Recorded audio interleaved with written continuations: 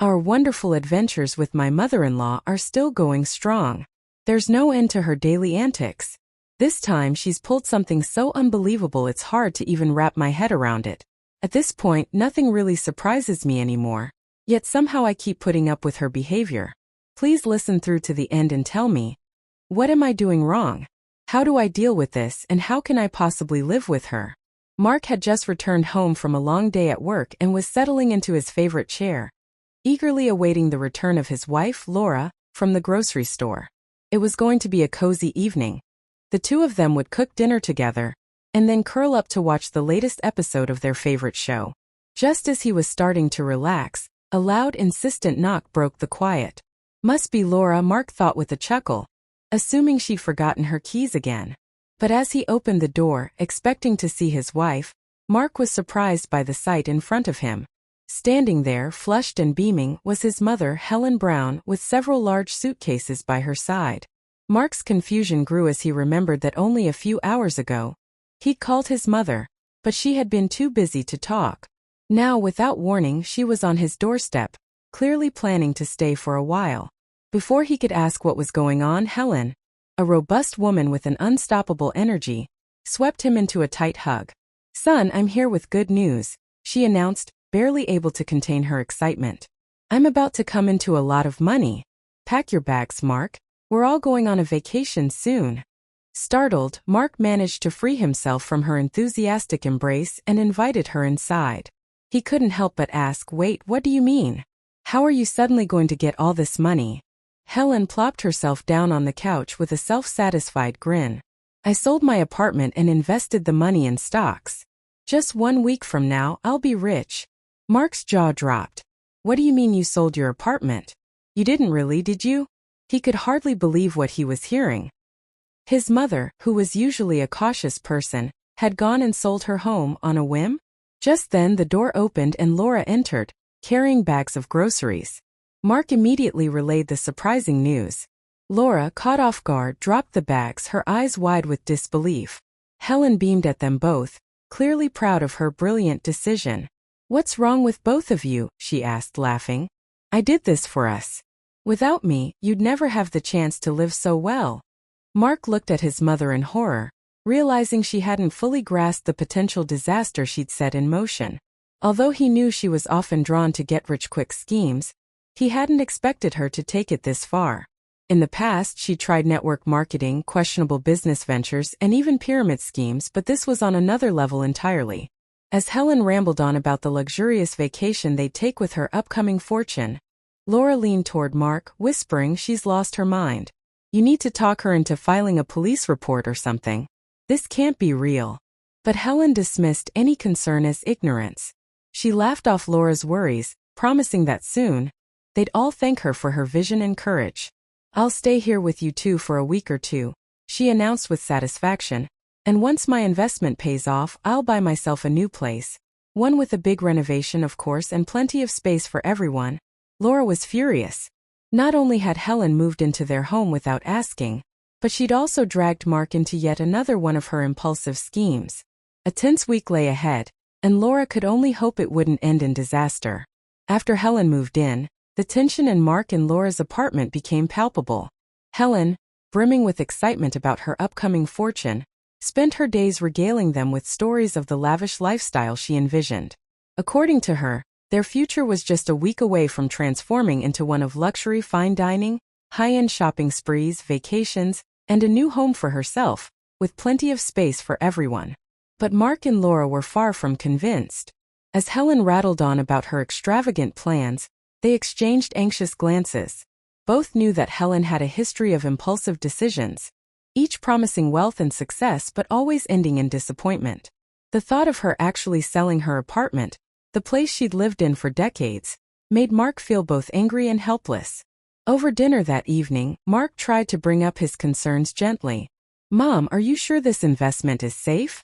Maybe we should double-check with a financial advisor or look at the paperwork just to be cautious." Helen scoffed, waving a hand dismissively. "You're always so careful, Mark. That's why you've never taken risks. People who play it safe their whole lives never achieve anything big. This is our chance, and I have absolute confidence in my decision." Trust me, you'll see. Laura, barely able to hide her frustration, chimed in with a softer approach. Helen, maybe we could just look over everything with fresh eyes? Just to be sure everything's in order. Helen bristled at the suggestion, her eyes narrowing. So now you're questioning me too? She asked, a hint of irritation creeping into her voice. I know what I'm doing, Laura. And quite frankly, I expected a little more support from my own family. After dinner, Helen retired to the guest room with an air of superiority, seemingly oblivious to the strain she was putting on the couple. Mark and Laura, however, sat in tense silence, each lost in thought. Mark could see the worry in Laura's eyes and knew she was reaching her limit. Their once peaceful home now felt like it was under siege. As the days passed, Helen grew more impatient, checking her phone constantly, as though expecting an update at any moment confirming her newfound wealth. When nothing came, her mood shifted. Her bright, hopeful demeanor turned sour, and she became increasingly irritable, taking out her frustration on Mark and Laura. Every evening, Helen would pace around the living room, muttering to herself, casting glances at her phone, then directing sharp comments at Laura over small things, a slightly overcooked dish, dust she claimed to have seen on a shelf, or the way Laura arranged the kitchen.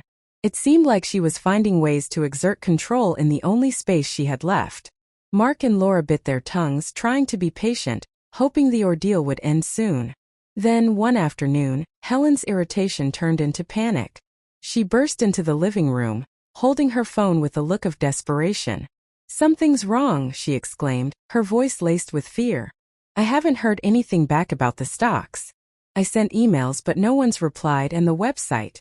It's not loading. Mark felt a chill run through him. He exchanged a glance with Laura, who looked equally concerned. Let me take a look, he said, taking the phone from his mother's trembling hands. He opened the website link she'd been using, but the page displayed an error message. Website unavailable. Mark refreshed it, hoping it was a glitch, but the error remained. He quickly searched the company name online, scrolling through several articles that all pointed to the same grim reality. The so-called investment firm was a scam, one that had deceived dozens of people, vanishing with their life savings. As he read, Mark's heart sank. He looked up at Helen, who was watching him with wide, fearful eyes. She seemed to sense the truth before he even spoke. Mom, I think you've been scammed, he said softly, his voice laced with sympathy and frustration. Helen's face paled, her confident demeanor crumbling as the realization hit her. She stumbled back, sinking into a chair, her hands covering her mouth in horror. No, that can't be. I was so sure, she whispered, her voice breaking. For the first time since she'd arrived, Helen seemed genuinely vulnerable. A woman who had just lost everything she owned because of one reckless decision. Mark and Laura exchanged glances, knowing that, for better or worse, they would have to support her through this ordeal. But both of them also understood that this was only the beginning of the emotional storm that was about to sweep through their lives. In the days following Helen's shocking revelation, the atmosphere in Mark and Laura's apartment grew tense and heavy. Helen, who had once been so sure of her decision, now spent her days in a state of denial mixed with despair. She was quiet at first, processing her sudden loss, but her grief soon turned into anger and frustration that filled every corner of their home. One morning, Laura walked into the kitchen to find Helen sitting at the table, staring blankly at her now cold coffee. Her eyes were red, her hair disheveled, and her face lined with exhaustion. Mark sat across from her, trying to offer comfort, but his own frustration was palpable. Helen looked up as Laura entered, her voice a hollow murmur. They took everything I worked so hard for. How could they do this to me? She seemed genuinely lost, as if struggling to make sense of how easily she'd been deceived. Laura took a seat beside Mark, choosing her words carefully. Helen, we can look into options. Maybe the police can help. Sometimes these scammers are caught, and some funds can be recovered. But Helen scoffed, her tone laced with bitterness. And what? Spend months in court with no guarantee of getting anything back? Those thieves are probably in another country by now. Her anger flashed, but behind it was a deep sadness that even she couldn't mask. In an attempt to soothe her, Mark placed a hand on his mother's shoulder. Mom, will get through this. We're here for you, but we need to take some steps. Filing a report is the first one. She brushed his hand off, rising from the table abruptly. You have no idea what it's like to lose everything, she snapped. This was my security, my future. How could I have been so foolish? Over the next week, Helen's anger morphed into a bitter resentment that seeped into every interaction. She grew irritable, criticizing everything around her as if her loss had somehow heightened her awareness of every flaw. She'd point out small imperfections in Laura's cooking, complain about Mark's lack of ambition, and make subtle cutting comments about the mediocrity of their apartment. The couple's patience wore thin, but they tried to understand her pain. Laura often reminded herself that Helen was grieving, processing a deep loss, and feeling humiliated over her mistake. But even Laura's resilience had its limits. One evening, as they were clearing up after dinner, Helen sighed dramatically, setting down her fork with a loud clatter. It's so small in here, she said, casting a disdainful look around the apartment. I don't understand how you two can live in such cramped quarters. Mark's jaw clenched, and Laura took a slow breath before replying. Helen, this is our home. It may not be much, but it's comfortable and it's ours. Helen shrugged, unbothered by the hurt that flashed across Laura's face. Maybe if Mark had made better choices, you'd have a bigger place by now.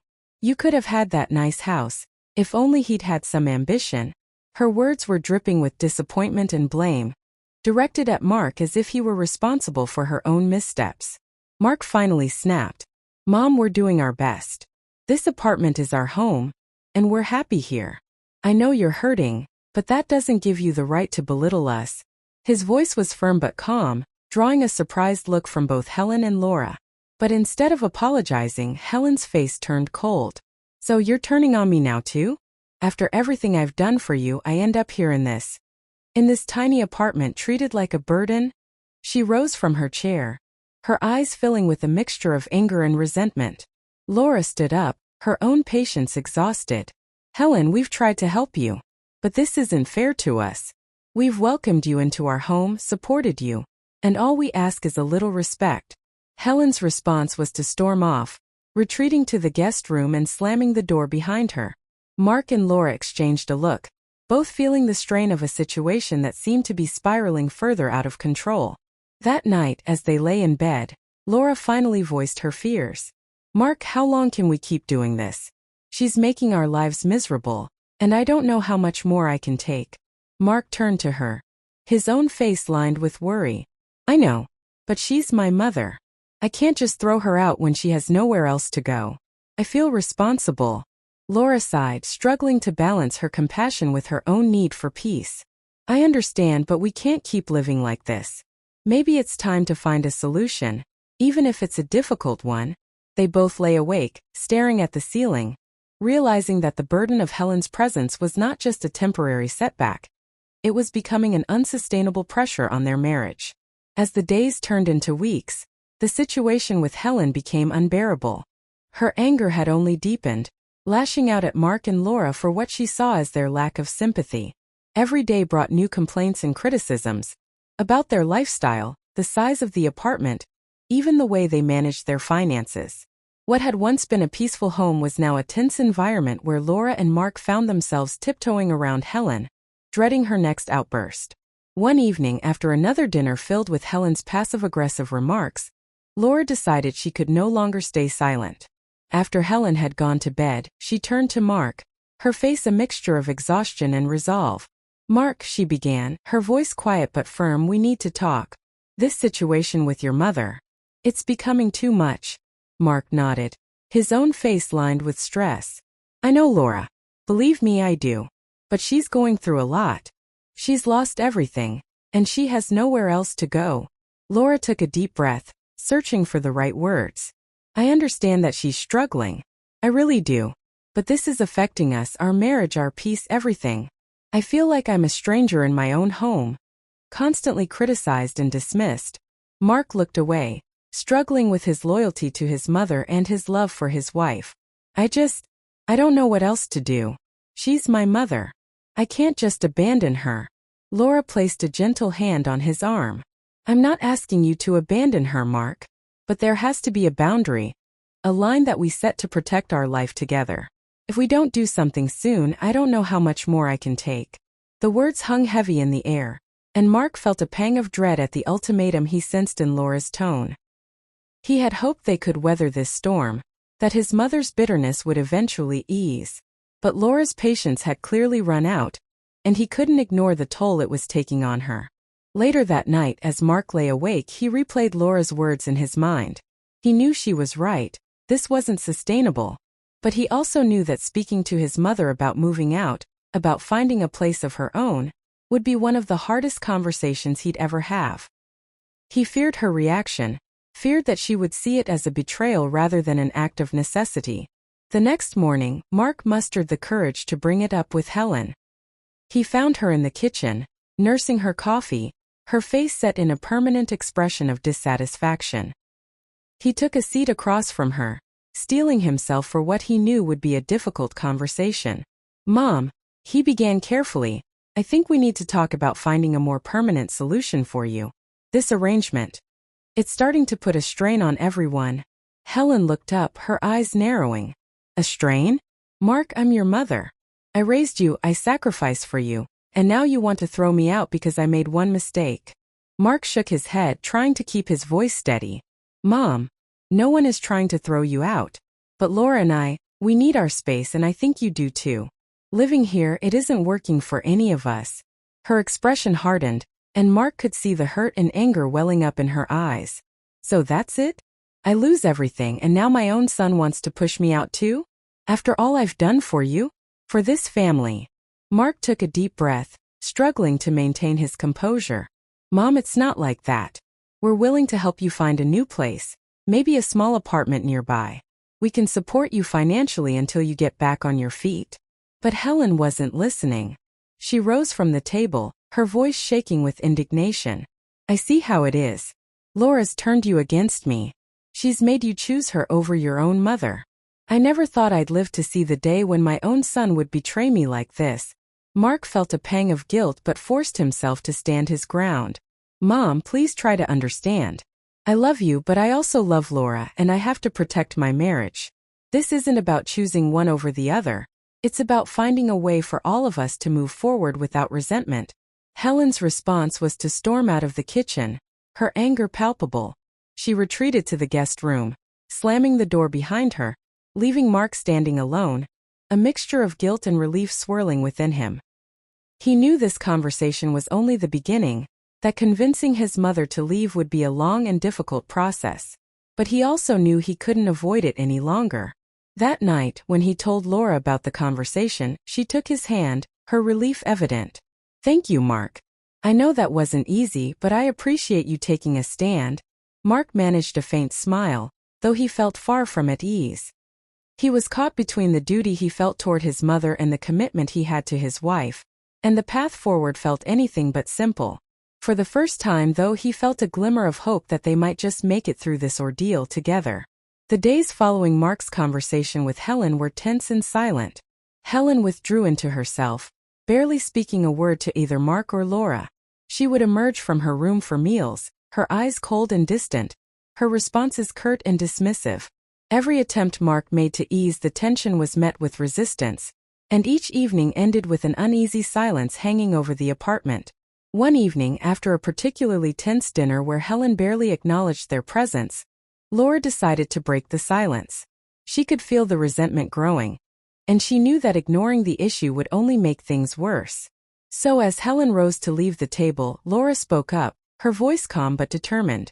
"Helen, can we talk for a moment?" Laura asked, trying to keep her tone respectful. Helen turned slowly, her expression icy. "What is there to talk about, Laura? It's clear that my presence here is no longer welcome." Laura took a deep breath, meeting Helen's gaze.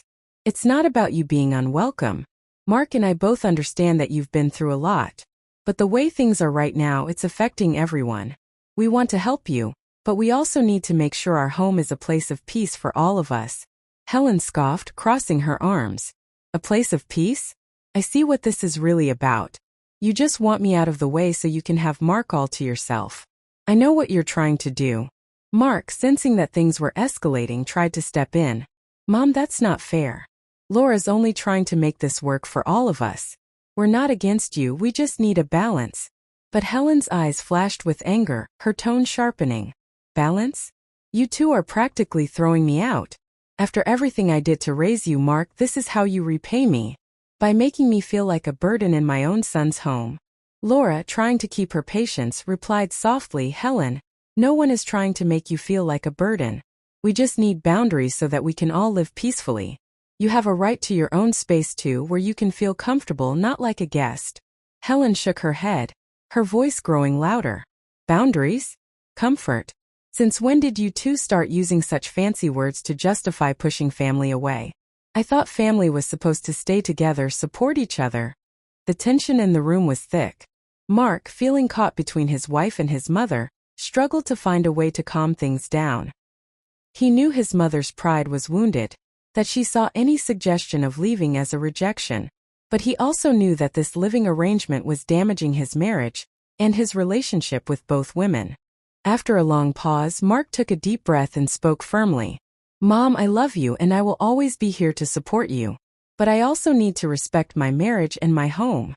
Please try to understand that finding a new place isn't about abandoning you. It's about making things work for everyone. Helen's face hardened, her expression one of betrayal. She shook her head slowly, disappointment clouding her eyes. So it's true. You're choosing her over me. Fine. If that's how you feel, I'll pack my things. Before either of them could respond, she turned and stormed off to her room, slamming the door behind her. Mark and Laura stood in silence, both feeling the weight of what had just happened.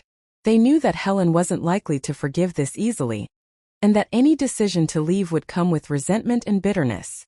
Later that night, Mark and Laura sat together in the living room, both too drained to speak. Laura took his hand, offering him a gentle squeeze. I know this is hard, Mark, she whispered, but you did the right thing. I'm proud of you for standing up for us.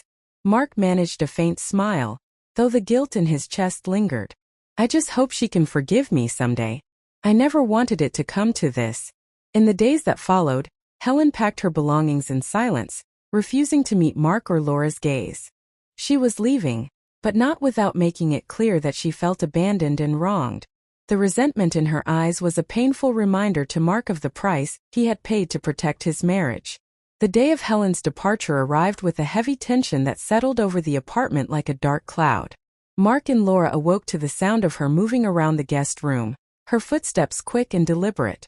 Helen had packed her bags the night before, her actions filled with an unspoken resentment that hung heavily in the air. Neither Mark nor Laura dared to interrupt her, each of them quietly preparing themselves for the inevitable goodbye. As Mark entered the hallway, he found Helen already by the door, her bags stacked beside her. She looked up at him, her expression unreadable. For a moment Mark hoped for a sign of forgiveness, a look that said she understood, even if she didn't agree.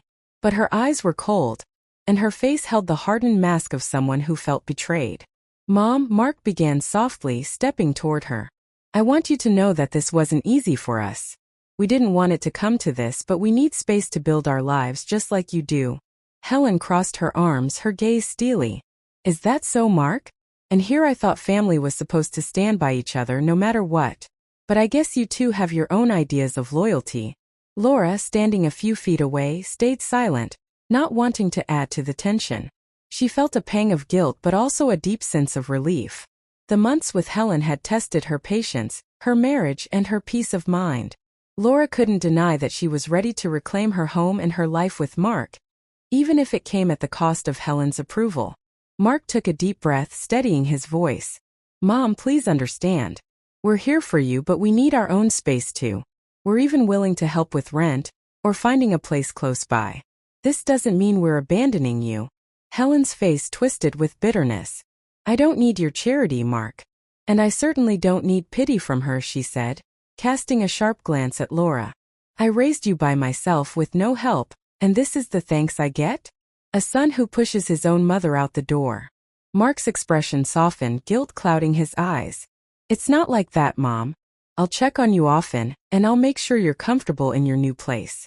But this is about us being able to have a balanced life without constant tension. I need you to understand that. Helen's jaw tightened, and she picked up her bags with a finality that crushed Mark's last hope for reconciliation. I see how it is, she muttered, barely meeting his eyes. Well, I don't want to be where I'm not welcome. She walked past him, her back stiff with indignation. Laura stepped aside as Helen brushed by, barely sparing her a glance. With a cold silence, Helen made her way down the apartment hallway, each step echoing the hurt and anger that had grown between them. As the door clicked shut, Mark felt a hollow ache settle in his chest. He'd known this would be painful, but nothing could have prepared him for the finality of it. Laura moved beside him, wrapping her arms around him in silent comfort. The apartment felt different already, quieter, less tense, but also filled with an undeniable sense of loss. They stood there for a long moment, each feeling the weight of what had just happened. For Mark, the relief of reclaiming his home was tempered by a deep sadness, a gnawing guilt that his relationship with his mother might never be the same. Later that evening, Laura did her best to lift Mark's spirits, preparing his favorite meal and talking with him about their plans for the future. She could see the sadness in his eyes, but she also sensed a quiet strength, a resolve that had grown from finally taking a stand. As they sat down to dinner, Laura reached across the table, taking his hand. "You did the right thing, Mark. This wasn't easy, but you chose our life together. That means everything to me." Mark looked at her, the love and gratitude clear in his expression. "Thank you, Laura. I just hope someday my mom will understand." In the quiet that followed, Mark felt a new sense of peace beginning to settle within him. Though there was still healing to be done, he knew that he had taken a step toward building the life he truly wanted, with Laura by his side and boundaries firmly in place. For the first time in months, their home felt like their own. In the weeks that followed Helen's departure, Mark and Laura began to feel the weight of tension lifting from their lives. The apartment, once filled with resentment and conflict, had returned to a place of warmth and peace. Mark still felt a lingering sadness over how things had ended with his mother, but he knew that this change was necessary for his marriage and his own mental well-being. Laura, sensing Mark's mixed emotions, made an effort to create a comforting environment, rebuilding the routines they had once enjoyed together.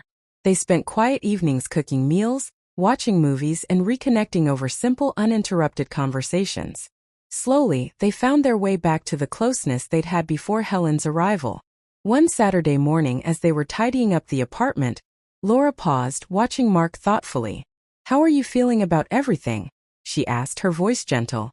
"It couldn't have been easy saying goodbye to your mom like that." Mark sighed, leaning against the counter. "It wasn't. Part of me feels guilty, like I could have done more to help her or convince her that we weren't abandoning her. But I also know that if we didn't set boundaries, it would have destroyed us."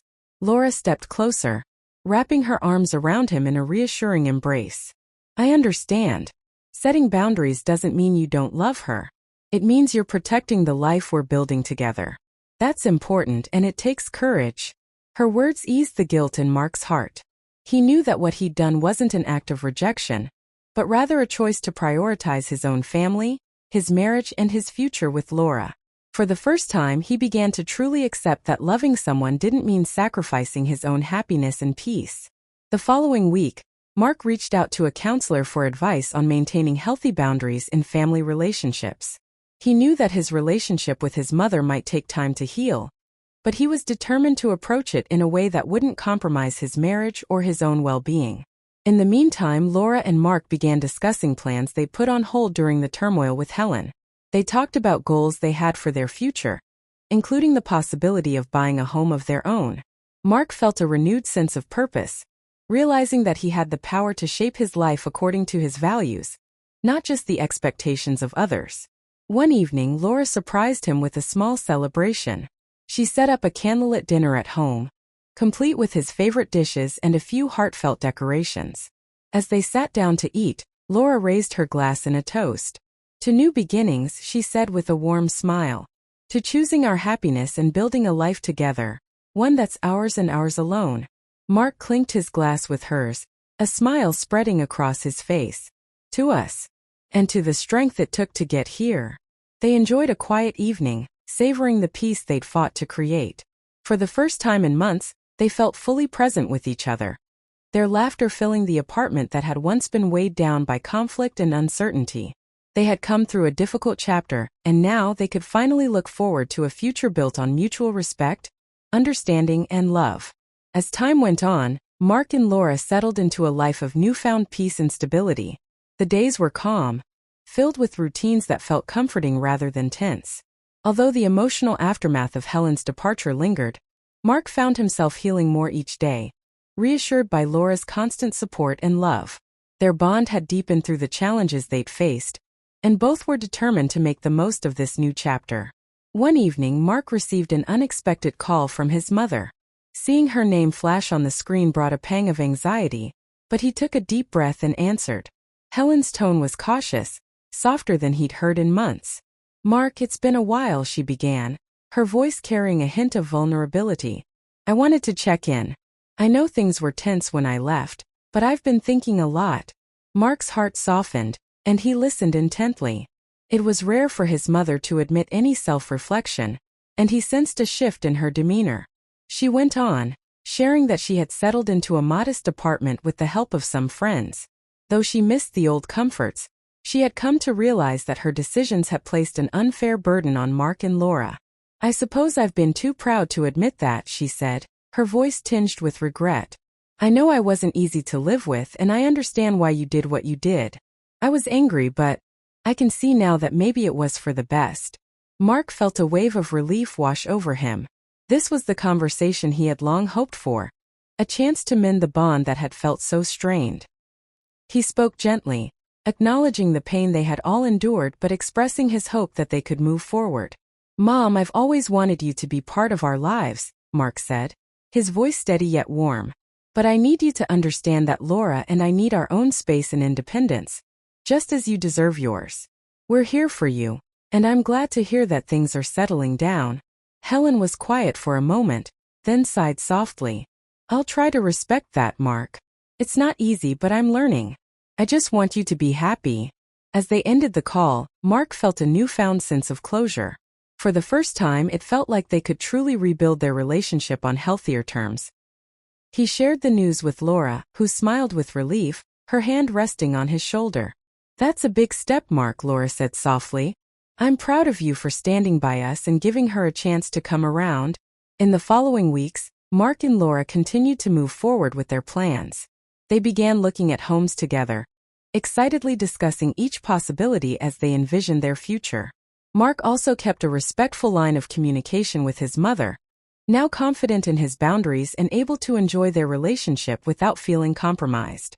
One weekend, Mark and Laura hosted a small gathering for their close friends, a celebration of the fresh start they'd worked so hard to achieve. As they laughed and shared stories, Mark looked around at the faces of those who had supported them, feeling grateful for the journey that had brought him here. Toward the end of the evening, Mark pulled Laura aside, holding her hands as he looked into her eyes. "Thank you for standing by me through everything," he murmured. "We've come so far, and I couldn't have done it without you." Laura smiled, her eyes warm with affection. "We did it together, Mark. And whatever comes next, I know we're ready." As they embraced, Mark felt a profound sense of peace. A peace that came from knowing he had protected the life he and Laura were building. A life rooted in mutual respect, love, and a shared vision for the future. They were moving forward, not weighed down by past conflicts but lifted by the strength they had found in each other. For the first time, Mark truly felt at home.